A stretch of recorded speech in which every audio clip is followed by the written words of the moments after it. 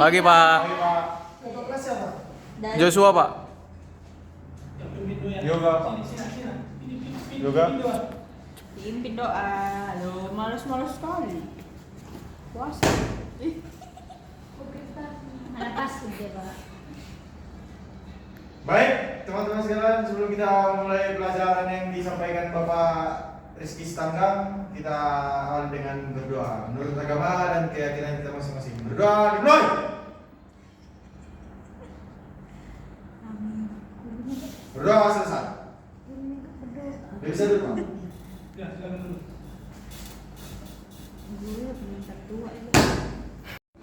Yang sekretaris siapa? Anda Pak. Pak, bagaimana keadaan Anda? Hari ini yang nggak datang ada 3 orang Pak. Siapa aja? Kasih Sylvia, Satika, sama Elmina. Oke, baik. Sebelum kita masuk di materi kita, ada yang mengerti apa itu pemasaran? Pasar Pak. Saya Pak. Nah, Anda saya sekalian. Jadi menurut saya itu ekonomi pemasaran itu adalah bagaimana cara kerja marketing pada bidang ekonomi Pak. Nah, baik, terima kasih. Pertanyaan yang lain? Nah,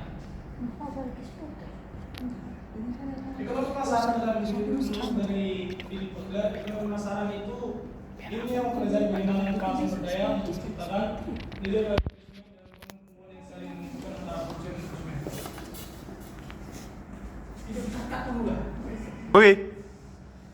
Nah, di sini terdapat 3 konsep pasar. Yang pertama adalah permintaan dan penawaran. Dalam pemasaran pasti adanya yaitu terdapat pasti ada yang namanya permintaan dan penawaran, yaitu antara barang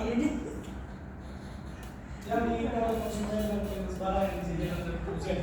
Nah, di sini jika tidak terpenuhi oleh permintaan produsen, maka konsumen akan mengalami gangguan. Yang kedua itu tentang pasar. Dapat terpenuhi ketentuan pemilik untuk mendapatkan dasar. Kartu lagi. Itu adanya pasar.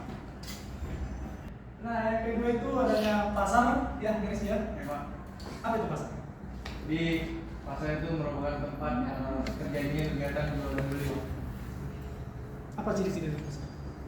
Itu tadi kayak ada transaksi jual dan beli, ada barang yang dijual, ada penjual dan pembelinya, ada kemudian Ada proses negosiasi. ada prosesnya, ada proses negosiasinya itu Pak. Oke, baik. Berikan aplaus kepada dari. Nah, yang terakhir itu adalah adanya harga, di mana nilai tukar barang dan jasa yang ditentukan oleh interaksi antara penawaran dan permintaan di pasar. Nah, di sini bagaimana cara kita untuk menentukan harga itu sangat logika ya. Yang pertama kita harus mengetahui bagaimana situasi pasar. Nggak apa-apa. Sampai naik. Amerika ya. Ya, materi selanjutnya yaitu Cara dividen Pak. strategi pemasaran. Yang pertama segmentasi pasar, yaitu proses membagi pasar menjadi kelompok-kelompok yang lebih kecil dengan kebutuhan atau karakteristik serupa. Begitu juga yang kedua tentang penentuan target.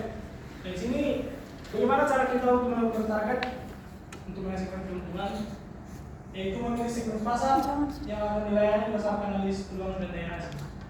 Dan yang terakhir yaitu positioning. Bagaimana kita menentukan posisi terhadap target pasar yang kita tentukan. Dan di sini yang antara tiga-tiga ini ada berbeda, yaitu posisi produk di pasar dan dapat dikenal dengan pilihan oleh konsumen. Dan yang selanjutnya itu tentang analisis SWOT. Dari mana betul yang mengetahui kekuatan, bagaimana kekuatan kita untuk kekuatan kita dalam menentukan target pasar. Dan yang kedua kelemahan, bagaimana kelemahan kita dalam menghadapi permasalahan dalam pemasaran. Dan yang selanjutnya itu peluang, bagaimana peluang kita untuk menentukan, bagaimana kita menghasilkan keuntungan. Yang ketiga ancaman, apa itu ancaman? Kita bisa. Apa Pak? Gak fokus ya. Fokus, Makanya Pak. fokus. Fokus pada Ya, kegiatan apa apa Pak? ancaman dari analisis itu? Ancaman itu suatu keadaan di mana kita merasa terancam. Persaingan misalnya dalam persaingan gitu, Pak. Nah, Maksudnya terancam itu kan kayak mau musnah gitu loh. Jiwanya musnah, Pak. Ipot musnah. Sepertinya Galata agak-agak gimana gitu Pak. nah kepada saudari kita apakah bisa? Nah, itu, Pak. Janganlah kirim videonya itu.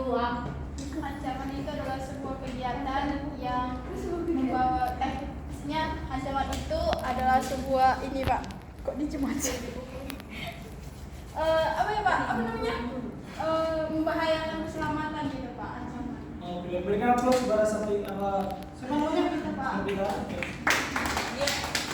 Nah, ancaman ini ada beberapa yang ada yang internal. Yang internal apa ya? Internal apa ya?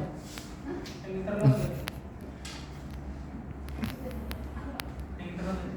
Internal itu contohnya dari dalam, misalnya itu dari perusahaan, lalu ada analisis keuangan yang kurang baik, lalu ada perusahaan tidak melakukan inovasi produk. Manajemen sumber daya yang buruk. Ya, Bagus. Yang dari eksternal coba SQ lihat bisa. Cut. Dari eksternal coba. Nah, jadi kalau ancaman yang eksternal itu Pak yang dari luar Pak, contohnya kayak dalam konsumennya Pak, terus lingkungannya gitu Pak. Berikan aplaus kepada kedua. Nah, analisis SWOT ini sangat penting untuk menentukan bagaimana kita menentukan target, keuntungan maupun dan lain sebagainya.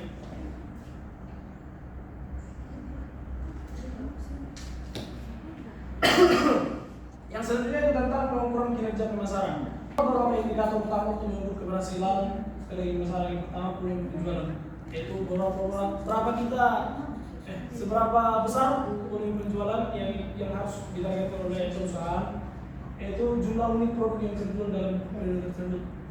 Yang kedua, pangsa pasar, presentasi penjualan produk pada produk perusahaan dibandingkan dengan total perusahaan penjualan di pasar yang sama. Dan yang terakhir, keuntungan, selisih antara pendapatan dari penjualan produk dengan biaya produksi dari pemasaran.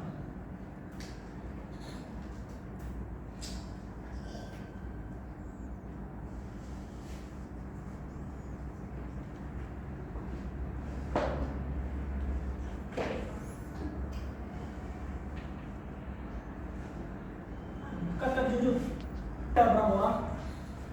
Sekretaris? 10 Pak, 11. 11. 12. Kat. Ya. Oke baik, kelompok pertama itu Yuliana, Rizky Yulia, Nadia Indah, dan Rizky Andriani. Kelompok kedua Nobita Sari, Daris, Joshua, dan Yoga.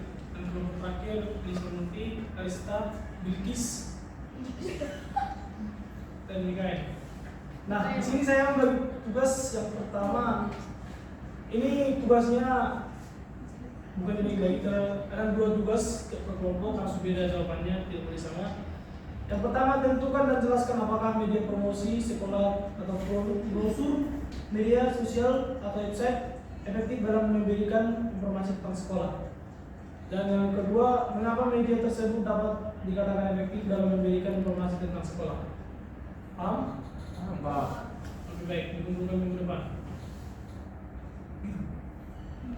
Kita pada hari ini ya, kita kelas minggu depan, mungkin juga. Oh nggak pakai es break? Oke, sebelum kita menutup pelajaran dari Bapak Rizky Stanggang, mari kita berdoa menurut agama dan keyakinan kita masing-masing. Berdoa dimulai. Berdoa selesai. Oke baik. Dari pemaparan materi kita yang telah kita bahas, apakah ada di antara kita yang bisa menyimpulkan materi yang telah dijelaskan hari ini? Saya Pak.